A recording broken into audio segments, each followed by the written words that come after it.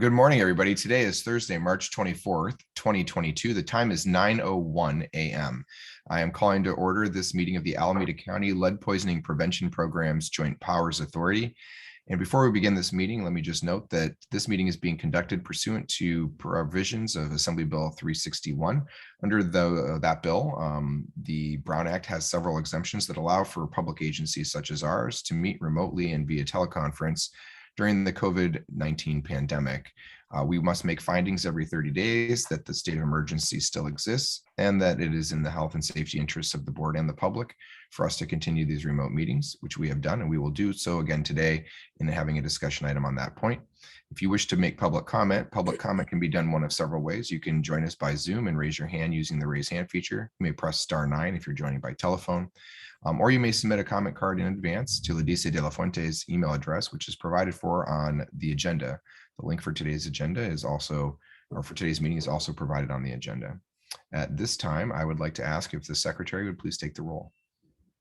Director Hardy? Director Hardy, absent. Director Brown or alternate Savas? Present. Savas, present. Director Vela? Director Vela, absent. Director Wenra? Present. Director Wenra, present. Director Gallo? Present. Director Gallo, present. Director Bowders? Present. Bowders, present. Mr. Chair, you have a quorum. Thank you, Ladice. Now is the time for public comment. Members of the public, directors, staff, or alternates who wish to make a comment for an item that is not on today's agenda will be afforded 2 minutes to do so. Please use the raise hand feature at this time if you wish to make a comment. Ladice, did we receive any comments in advance of today's meeting for any of the items?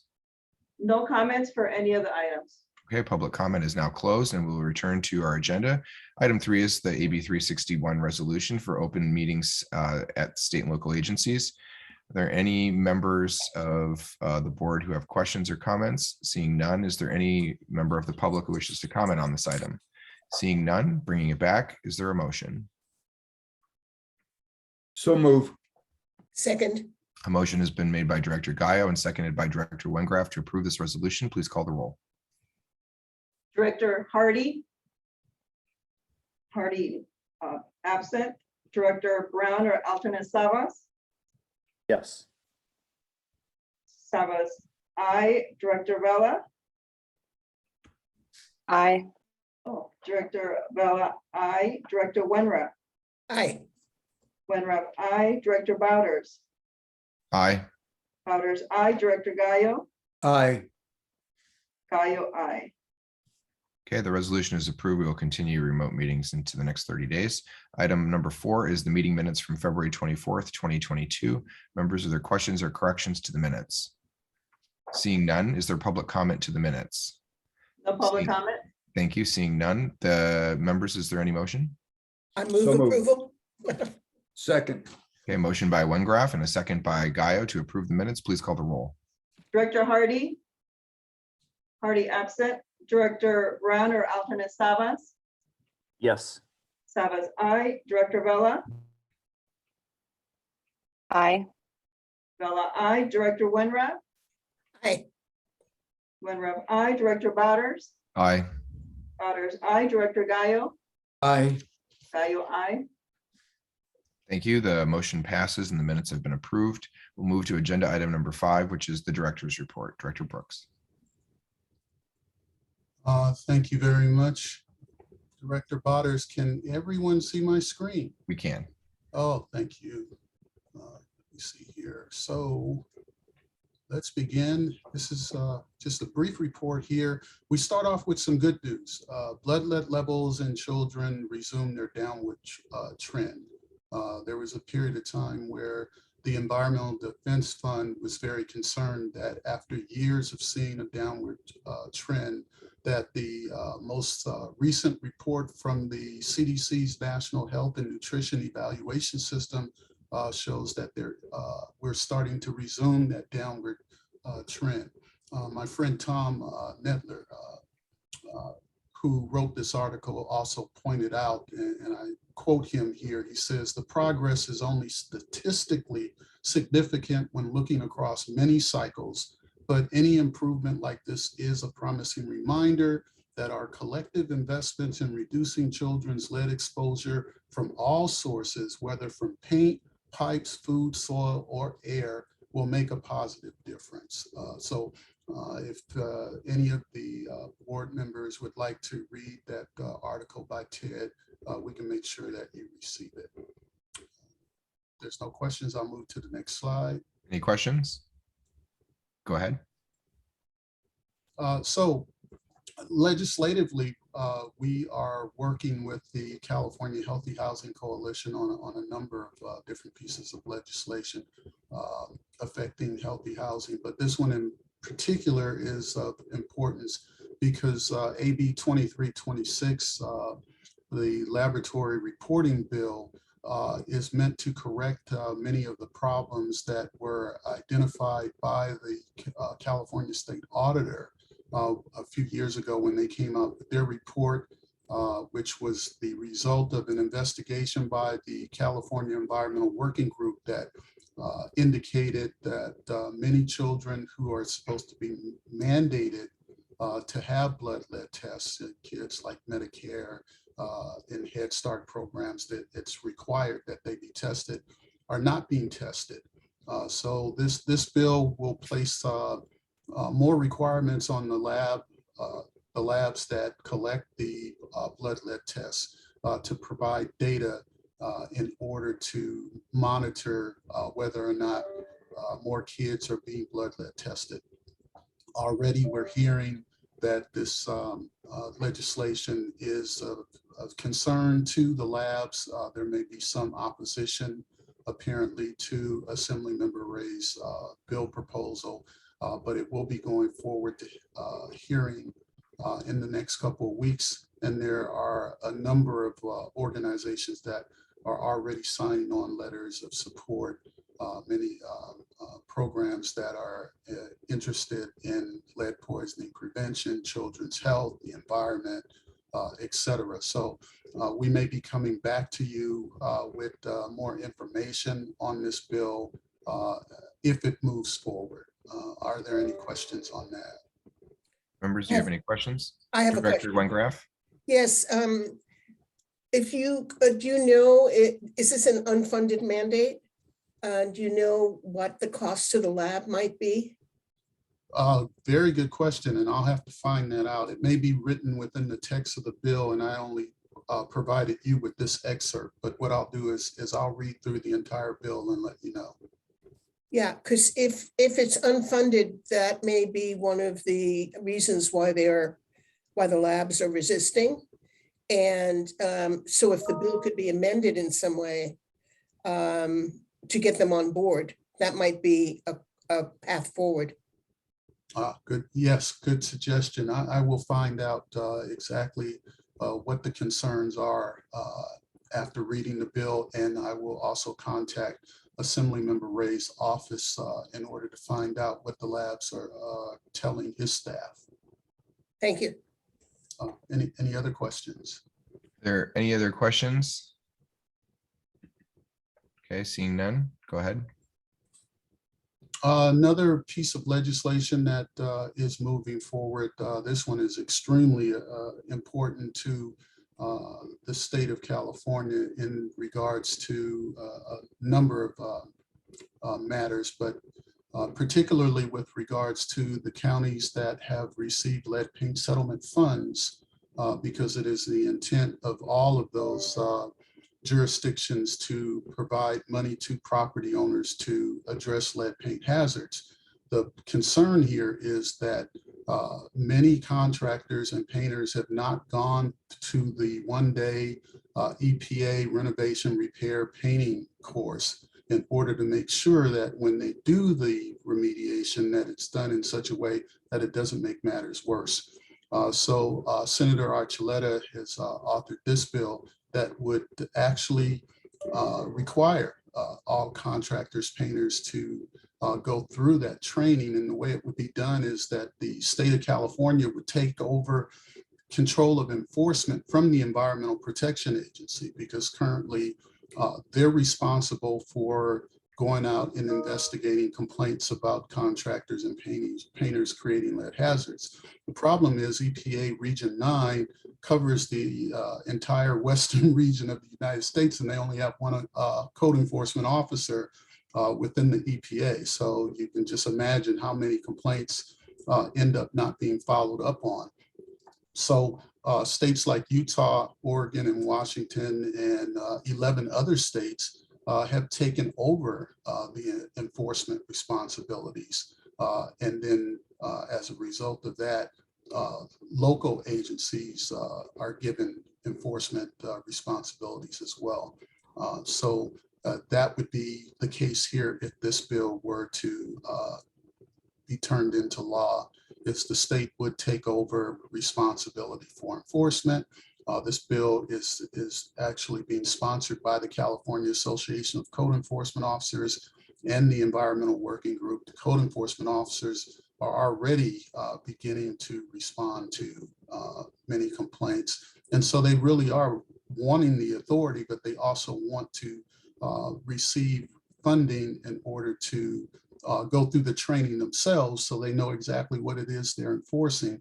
And as you know, our office did do under a grant, we provided training to 150 code enforcement officers statewide as a pilot program to prove the effectiveness of training code enforcement officers in the renovation, repair, painting rule. Region 9 reported to me that as a result of a report we submitted to their headquarters that in Washington, D.C., that they've notified all the regions that that should be the standard of practice throughout the United States, is that code enforcement officers should receive that training in order to do enforcement. So we're hopeful that this bill will pass, because then it will provide the money in order to get code enforcement officers trained. Are there any questions? Any questions about this bill? Director Gaio? Yes. So what is the timeline, Larry? And secondly, what is the impact on Alameda County? And are there other states besides this effort here in California that all have already implemented this practice that we can model? Yes, 14 other states have done this. The impact would be tremendous for us in so much as over the last several years, we have already began offering training to code enforcement officers through the HUD Lead Hazard Control Grant, as well as the EPA grant. City of Oakland's code enforcement officers, many of them have taken the RRP training. City of Emeryville, Berkeley, and City of Alameda have all had code enforcement officers go through that training. It has taken a huge burden off of our department, because in the past, when we received complaints, we would have to try to go out on site and identify the hazards and talk to the contractors or painters and let them know they needed to stop work and go take the RRP training. So there were times when even I had to go out, because we just didn't have the capacity, the resources to do that. So over the last few years, all of the cities within the JPA have been extremely helpful in taking over those complaints for us. And we imagine that if this bill were to pass, it would take the burden off of them, because if contractors are all required to go through the training, we'll probably receive fewer complaints in the years to come. Yeah. So will the training occur city by city, or will be centered at Alameda County and with one location to receive it, or how will that work? It would be offered as in years past. There are regional classes that are put on by lead-related construction training providers. There are state certified providers. And so some code enforcement officers have gone to those trainings. When we've held trainings, we've tried to move them around. City of Emeryville has offered trainings that City of Berkeley building inspectors and code enforcement officers attended. City of Oakland has hosted some trainings that people from surrounding cities have attended. So it would be our plan to continue to see the trainings offered at various regional locations. Okay, but the training that, as an example, in Oakland, we could provide the training, but will that effort be coordinated through your office, Alameda County, or directly from the state to the city?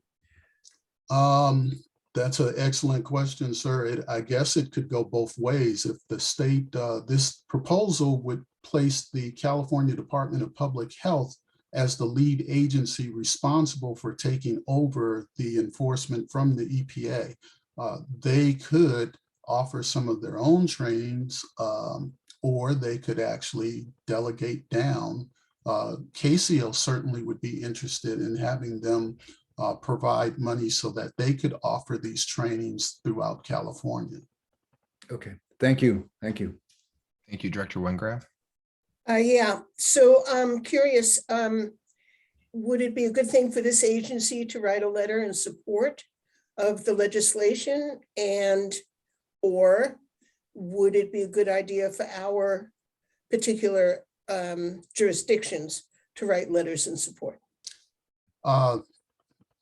Thank you for bringing that up. I'm actually going to our Board of Supervisors with in partnership with the Public Health Department to ask that the Board of Supervisors support this bill. The strategy that's coming from KCO and the Environmental Working Group is to try to get cities and counties to write individual letters of support. And they're also trying to get various organizations that are concerned about lead poisoning and children's health, race and equity. Congress on Racial Equality is signing on to a support letter. EWG actually has a separate support letter just for organizations such as CORE and other environmental groups, Sierra Club, things of that, organizations like that will sign on to a support letter. And then the strategy is to ask each city and county to submit their own support letters on their letterhead. Well, I'm happy to carry forward a support letter to our city council. Larry, is it possible to send me whatever information and letters of support are already in existence so that I can draw on that for the text of my language? Yes, certainly can. Thank you. In fact, we'll make the support letter and the bill, the Senator Archuletta's fact sheet, available to all JPA members so that you have that flexibility to take that consideration. Okay, thank you. Any other questions? Okay, go ahead. Yesterday, the Bay Area Code Enforcement Network met, and the county's Environmental Health Department Vector Control did like an hour-long presentation on their work and teaching code enforcement officers things to look for and understand with regards to various pest vectors.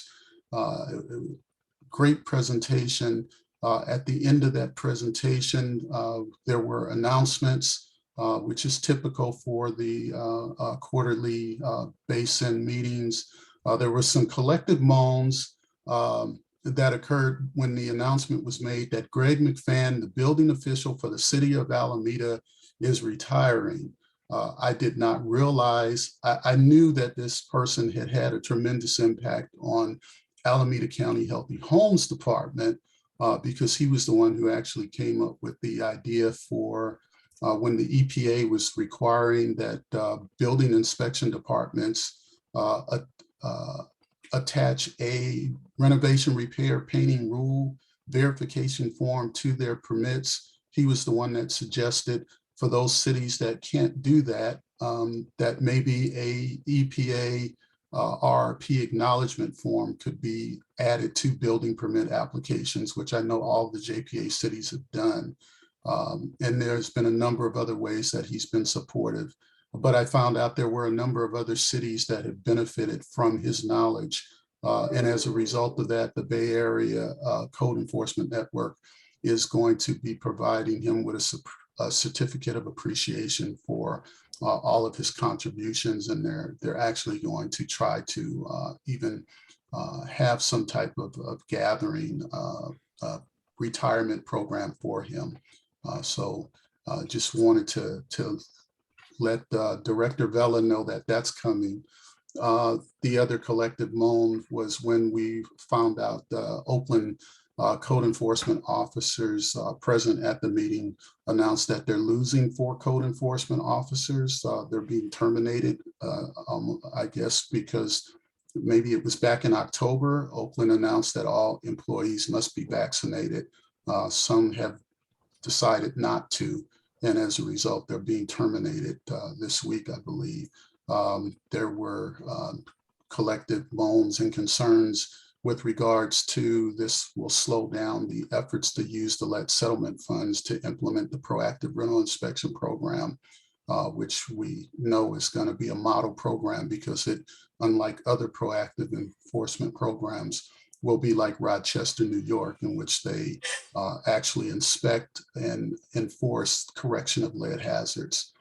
The other announcement was that Basin at the next meeting or maybe preceding meeting, we want to try to schedule the students from Fruitville that did the amazing lead and soil presentation to our department. We want to have them do that presentation for the Bay Area Code Enforcement Network.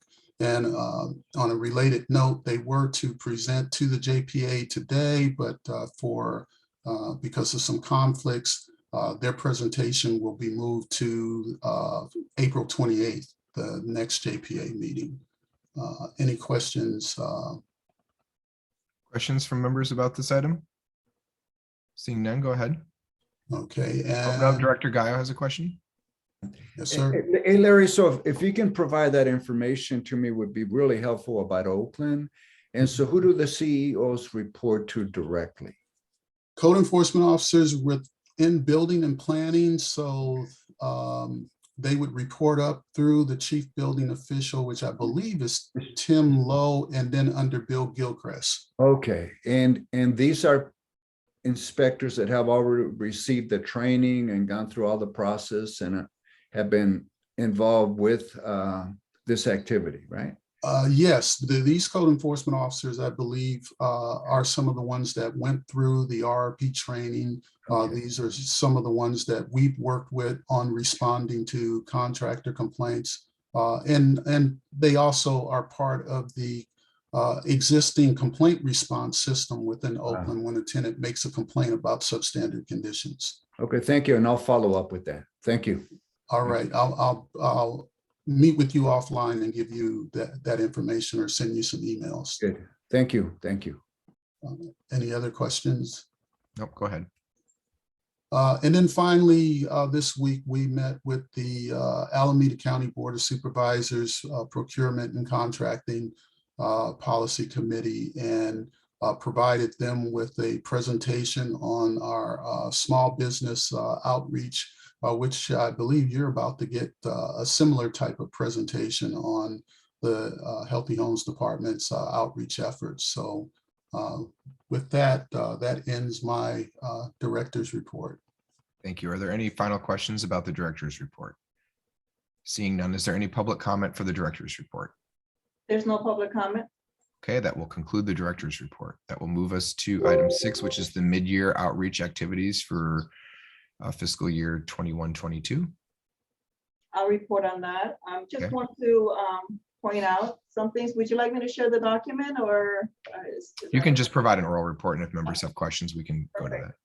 I just want to point out that we're at 63% of completing our goal for direct public outreach. And also we've done pretty well with the reaching individuals through social media, radio, and this was due to the fact that we conducted multiple media campaigns. This was the Healthy Homes Department's 30th anniversary, the back to school event, and also National Lead Poisoning Prevention Week. I also want to note the lead hazard control units. As you were able to see, we're up to 19 for the first part of the fiscal year. And at the last meeting, April Williamson reported to you that we've had some challenges in recruitment. However, the department is implementing aggressive recruitment strategies to bring in more units. I do want to make a correction with regards to the environmental investigations. We reported 31. However, it's 13 for the first 6 months of the fiscal year. And also for the minor home repair program, you also noted the numbers were pretty low considering for the first part of the year. And again, that was the fact that the contracts for minor home repair services were approved very late in the year. Actually, this was the contract with the City of Oakland and also the Union City for minor home repair services. That's all I have for the report. Thank you. Are there any questions or comments on the report? Seeing none, anyone wish to provide public comment on the report? No public comment. Okay, the item is concluded. We'll move to item 7, which is the engagement and education strategies presentation. Looks like we might have Johnny to do that for us. Hi, Johnny. Good morning, everybody. My name is Johnny Garcia. I'm the Community Relations Coordinator, and I'm going to share my screen and start presenting on our engagement strategies. Give me just a moment.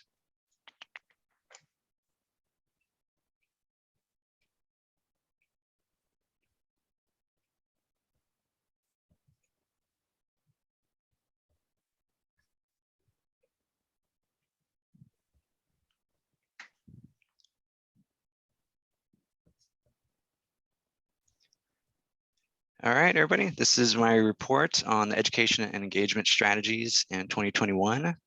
There was a similar report presented at another meeting. So this is an expanded version that goes over more details on that. So strategy. So these are some of our key strategies for educating and engaging and also empowering the community. So we look at our partnerships in the community, we look at social media, we look at our emails that we are able to send from ourselves and also different targeted emails that we're able to send. Of course, we also run radio campaigns for some of the bigger campaigns, some of the bigger events that we have, such as Lead Poisoning Prevention Week. And then if we use our website pretty heavily. So we point everybody to the website.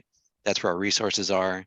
That's where people could fill out different applications, whatnot. So everything's kind of pointed towards the website. So partnerships. One of our strategies is utilizing our partnerships as a way of providing resources to our community. So we want people to be able to come back to our content repeatedly, whether it's our website, whether it's something we hand them, a physical copy of something. It also gives us a kind of a change of pace in our messaging. So some of these partnerships provide us with opportunities to train. So for example, EBRA, our member Sony, she has done a presentation to EBRA's members. Different partner Ace Hardware, they allow us to go out there and table at different events. So this photo here of Yvette, one of our E&E partners, E&E team members, that is actually at an event at Ace Hardware here in Oakland. Other partners that we have listed here, I mean, it goes past this list on the side, but these are just some of the key ones from some of the past few months. So at Oakland Unified School District, we were able to be there for a resource fair and provide information. And while we were there, we actually met another organization called Tech Exchange. They're working to bridge the digital divide here in our communities. So they were able to offer us, just in the past couple of weeks, a spot at an event there at their physical location here in Oakland. Another partner that we partnered with on social media is Deliver Birth Justice. So they look at some of the discrepancies among primarily stillbirths and other kind of other issues that seem to affect parts of our community more than others. So some groups in our community are affected by stillbirths and other items like that more. So we supported them on social media by pumping out their message. We partnered with them, they sent us a video, and we were able to push that out on our social media, on our Instagram specifically. Another partnership that has really brought us a lot of benefits is our partnership with the National Center for Healthy Housing. Every year they do a live Twitter chat. And whenever we participated in that, we saw through the analytics that that event was very successful for us in bringing many more people to our profile, and then through that, many more people to our website through our social media. So social media strategies, these are some of the things that we aim for. We try to post regularly, on average 2 to 4 times a week. We have been using templated designs, and I'll go over that more in detail on a later slide. But basically what that means is we're keeping our look consistent and kind of swapping out the information that goes within these templated designs. We try to use different hashtags to kind of put ourselves inside of different conversations that are already happening online. So some of these hashtags will be Motivation Monday, Tip Tuesday, Lead-Free Kids, Did You Know, HUD Healthy Homes. So these are going to place online. They're also going to kind of set off an alert to some of our partners. Different people are keeping track of different hashtags online. So whenever they see us supporting them, they support us. And then, like I said before, utilizing partnerships. So the big one on the Center for Healthy Housing, their live Twitter chat just brings in quite a lot of attention for us. And moving on to the template design examples, these are some of the ones that we've been utilizing. This first one, get your child tested. It's kind of a big, bold, in your face. So we have this for some of our different grant programs as well.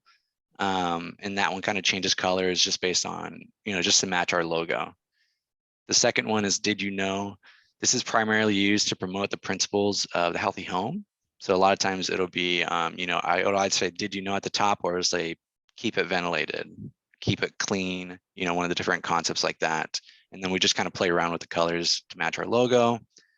And then these last two ones on the side are kind of our longer form. They're both kind of testimonials or quotes. So that third one is kind of a longer form testimonial or quote. We try to get our testimonials out there because we find that people respond better whenever their neighbors are saying, hey, I did this program, it worked for me, really enjoyed it, it's helped my family. So we try to get those messages in front of our social media, in front of our audience. And then that last one is just kind of a shorter quote, just to bring more attention to it. So looking at the numbers. So this is the number of people reached on Facebook and the number of people reached on Google over time. So the reason I put both these together is because one of our strategies over the past year has been running ads on social media that bring people in for specific different grant programs. So I put both these together because they together they show the true picture of what happened. So in the beginning of the year, we had partnered with a company called Busy Seed, and they were running some ads for us on Facebook that were bringing in applications. Around May, those ads had stopped. So I wanted to put both these together because a couple months after they had stopped, we chose to continue those on Google and also expand them to some of the other programs instead of just one of the programs. So as you could see in May, the number of people reached on Facebook, of course, after this ad money started to dissipate, those numbers go down. But then as you see for Google, those numbers start to come back up. So our latest number, we're about halfway from what Facebook was giving us. But one of the numbers that's not in this graph that I just wanted to mention is our Google ads also provide phone numbers directly, or phone calls directly to our staff.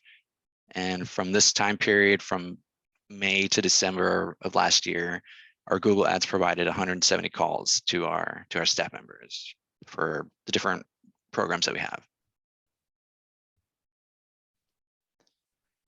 So this next one shows interactions. So one of the things that we try to measure on the education and engagement team is engagement. So on Facebook, Google, Instagram, they all kind of have their own lingo, but we're really looking at interactions. They all mean the same thing. So we're looking at interactions here. So we're looking at the Facebook interactions and then also the Google interactions, just kind of looking at both those graphs at the same time, since they really do kind of need to be spoken to show the true story there. So as you could see, the number of interactions for Facebook that we had in the beginning of the year, it had peaked, and then around May it starts to come down, and then you see Google start to increase. Now, of course, just mentioning one more time, these are online interactions. These are not also representing the number of phone calls that we're receiving from our Google ads. So there is that separation there. Just wanted to mention that. So follower count. So we wanted to look for Instagram, how many people are following us and how many accounts are we reaching each month. So this is a different number. So somebody could follow us. They don't necessarily have to check their account throughout the month. So they may not see our ads. Maybe they check it on, different times. So they're not seeing maybe our posts whenever we're posting them. So I wanted to show this. You do see a steady increase in the follower count throughout the year. And then you do see a peak in October for the number of Instagram accounts reached. We think that this is because of the extra activity that we had for Lead Poisoning Prevention Week throughout that month.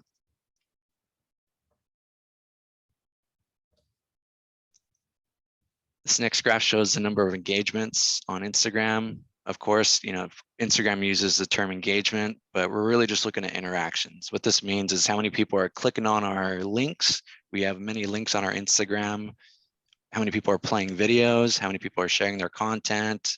And then if it's a story that we post, how many people are watching that. So you could see that as the year goes on, we do see a peak in September. We think that this is as we're starting to bump up our post count in preparation for Lead Poisoning Prevention Week, different activities that we have going on. As we look at that month, we also see that we had the most videos posted in this month compared to other months on Instagram. So what we could take from that is that our followers on Instagram are much more into video content. It's easier for them to, take in, and it's causing more interactions than other kind of content. This next graph looks at Twitter, which is one of our other platforms that we use. So this is our total followers on Twitter by month. So as you can see, these programs are all fairly new for the department.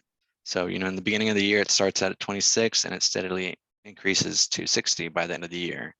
We believe that this is due to different content that we've increasing. We recently had Berkeley Media Studies Group train us on how to develop content that could be more engaging. So we think that all these strategies are all leading to an increase in followers online, social media, different platforms. This next graph that we're looking at kind of shows the impressions by month. So an impression is a view. It's the same word used throughout different types of ad campaigns. So for Twitter, it could be a view on a still image. We don't post things that are only text, but it could just be somebody reading a text only post. On other type of ad campaigns, such as radio, it could be just a listen. But on Twitter, this is how many views we're having each month for our different content. So at the bottom here, I did put a dotted line just to kind of show our average throughout the year. So our average is about 1,100. So about 1,100 views on our content each month on Twitter. But as you could see, during the month of National Healthy Housing, this is whenever we participated in the live Twitter chat. And as you can see, it shoots up. So instead of our 1,100 average, it shoots up to over 4,500 people viewing our content for just that month. So what we're finding is that as we participate in more events like this with our partners, as we use the hashtags that they're recommending, as we tag them in our posts, this is really improving the effectiveness of our messaging. It's really increasing the number of people that are seeing our content, and then therefore the number of people that are coming to our website from these platforms as well. One of our most successful ways of marketing is through email marketing. We have over 24,000 followers that the county has been building up over the past few decades, and they are responsive. So when we take a look at our averages compared to the national averages for the emails, we are performing very well. Our followers tend to open up emails at a rate that's almost twice the national average. And then they're also clicking on the links in there more than the national average as well. This next slide kind of goes over the different emails that we sent throughout the year in greater detail. So that top kind of purplish line, those are each of our individual open rates for different emails that are sent. So this one's sent in June, has a 36% open rate. And as you can see, this kind of fluctuates, but in general, it's trending upward. So we start at about 36, 34, 30% open rate. and we're seeing that increase to 40% or more for our later emails. So this is as we become more familiar with our audience, we're able to develop content that is more engaging to them. There are two other lines in here as well. We have the national average down here at the bottom, this golden line.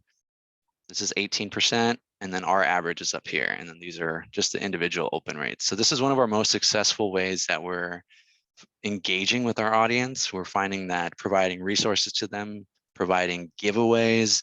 We provided over 20 tickets to an Ebury event as a giveaway to our audience. So all these different resources that we're able to provide to our audience, they're responding very well to it. And then of course, this is a click-through rates over time. So once somebody opens the email, if they click there, then it's considered a successful click-through rate at that point. We have a couple averages here as well. The gold is the national average, and slightly above that is our average. And then the purple line, these are the individual emails that we're sending throughout the year.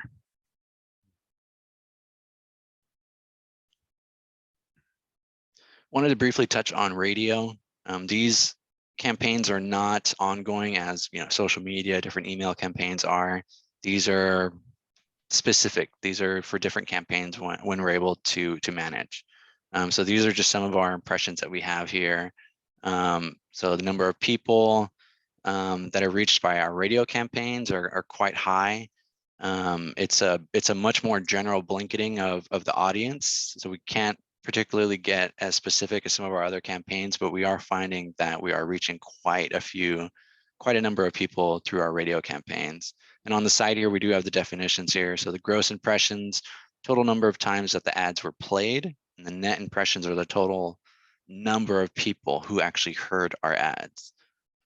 Oh, let me turn this off. Sorry about that. So yeah, as you can see, we're reaching over 1 million people with 2 out of the 3 campaigns that we ran on radio for this past year.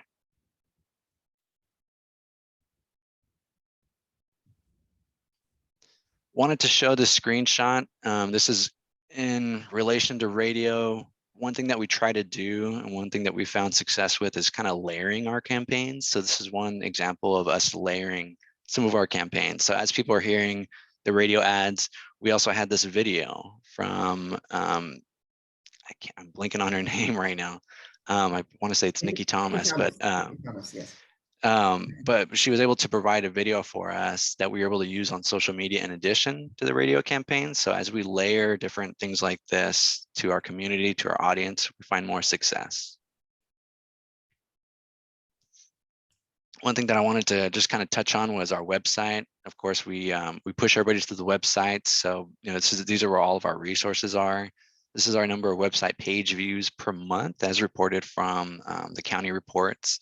So in the beginning of the year, we had a bit more activity online, and then there was a bit of a drop, and then we saw that kind of come back up in October as we were pushing out different things for Lead Poisoning Prevention Week. But I just wanted to put this in there, just kind of see where the patterns that our website has kind of throughout the year.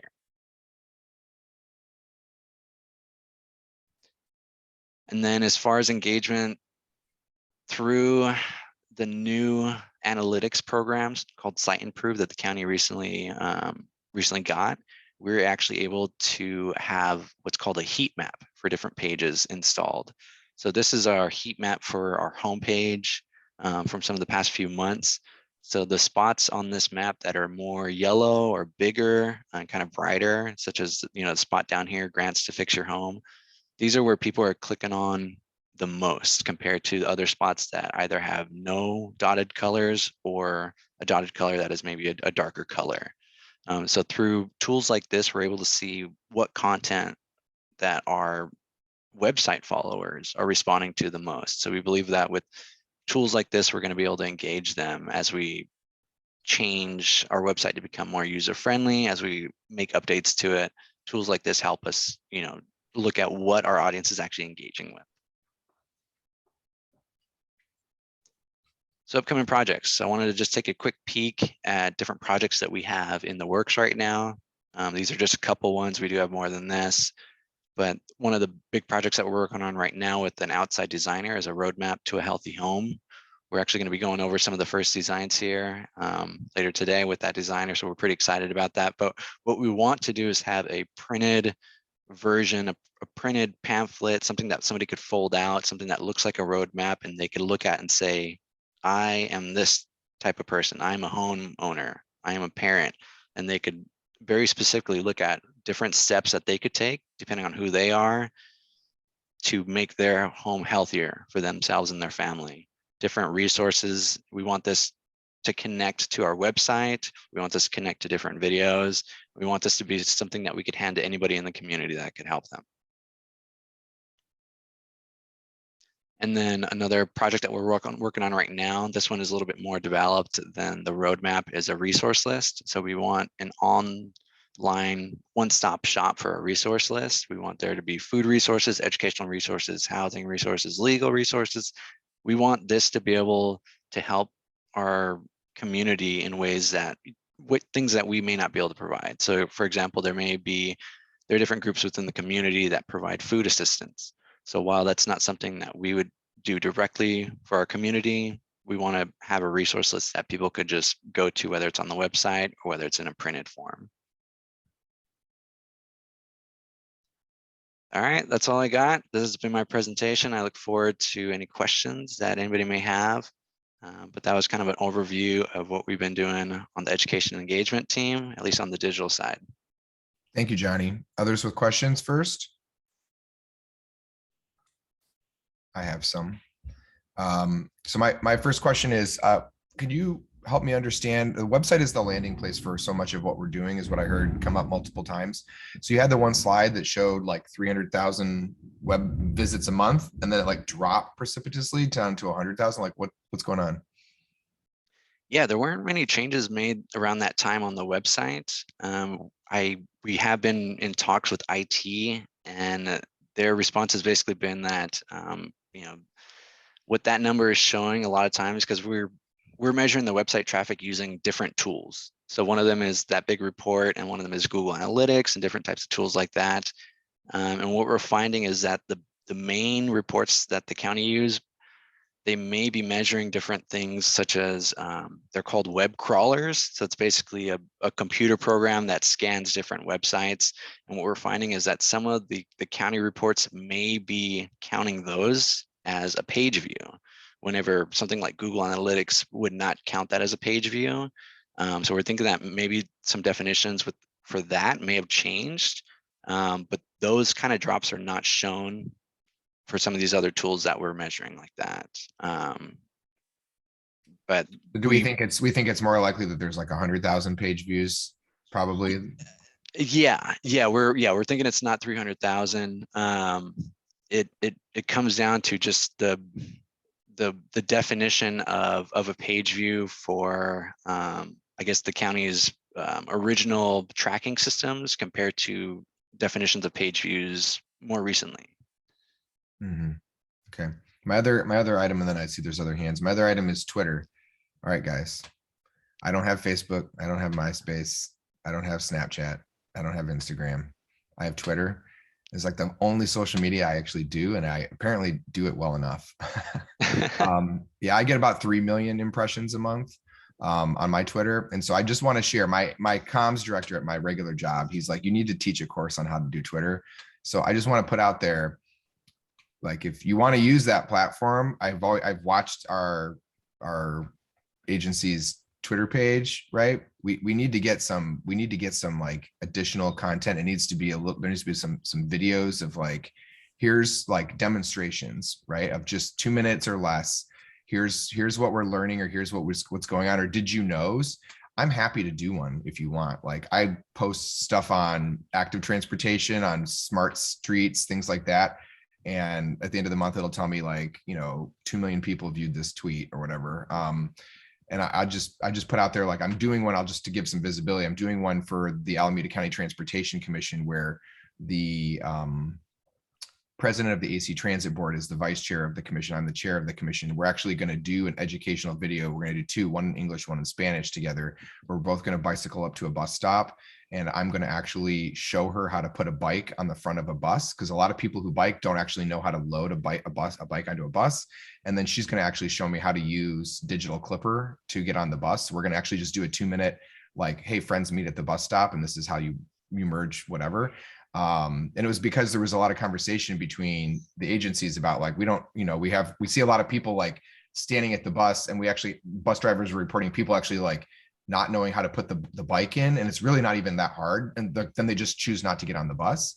And they're like, we're actually losing riders who would connect because they just don't understand it. And young people in particular feel intimidated by it. So we're actually going to do it for Bike Month in May, and we're going to actually send it to all the schools in the county. So I'm just saying, like, if you've got content like that, if there's things that it's like, hey, how do you know if your home should be tested for lead? Like, and you want to make a 2-minute video or something, like, I just would put out there that I found that I do one a week, and my followers went from 6,000 followers on January 1st to I'm just short of 20,000 followers this month. So just, in terms of ways to elevate the discussion, like doing something regularly that people like know, like once a week, this guy's going to tell me something new about city transportation and like what I could learn, and I come up with something that's 2 minutes or less, like it totally brings people in over time. So I just wanted to share that I'm not an expert on about 99% of social media, but that is the one thing I have figured out how to use. So I appreciate that. Yeah, I just noted, I've always kind of watched the Twitter page, and I've always kind of felt bad for it because I feel like it's suffering. So it is. It's not on you. It's suffering. No, it is. It's taking its baby steps, and we're happy with growth. But yeah, tips like that, I think could definitely help our growth indeed. And we would love to have you. I'll come in do one of these videos. Get a topic. I can get people. You post it, and I'll retweet it, and you'll see what happens. We'll figure it out. No, we will circle back. We will circle back to that. Okay, Director Gaio. Yes, thank you for that information. And my question to you, a recommendation, we got to remember that the ones that are being impacted the most when it comes to emergencies in the neighborhood are people that are not on Facebook. And the best contact is door to door. And secondly, for many of us, if we can make a presentation at a church, it doesn't matter what denomination it is, but I think that's where you have a captive audience that'll listen.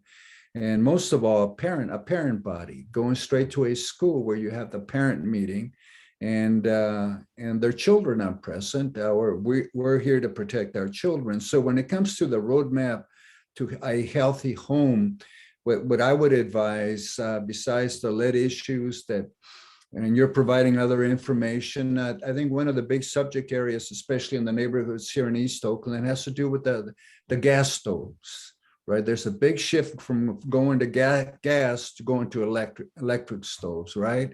And because we've had many fires incidences regarding the gas leaks and so forth. And so, if you can include other measures that perhaps for those of us that are just getting here to this country, to the city, or have been here a while, but are going through different experiences, that at least we would recognize not only the lead issue and the water and the paint, but also the other health issues. Because in reality, when you look at the apartment units that are here on Fruitvale Avenue in East Oakland, many of the property owners don't even live in the city, don't even live in the country.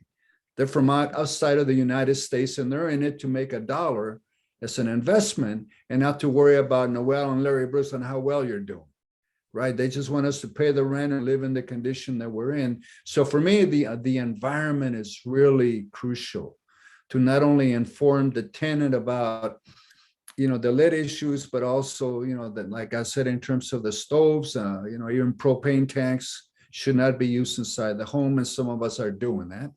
And the other one has to do with even the environment around your neighborhood, even dealing with simple issues like waste management. That, all right, so, you just don't come and throw your trash out on the block because, well, it's the only place I can throw it at. Don't have to pay for it. But real simple, how do I improve the living condition here in the city of Oakland? Because I spent a week in Washington, D.C., Larry, with the National League of Cities, right?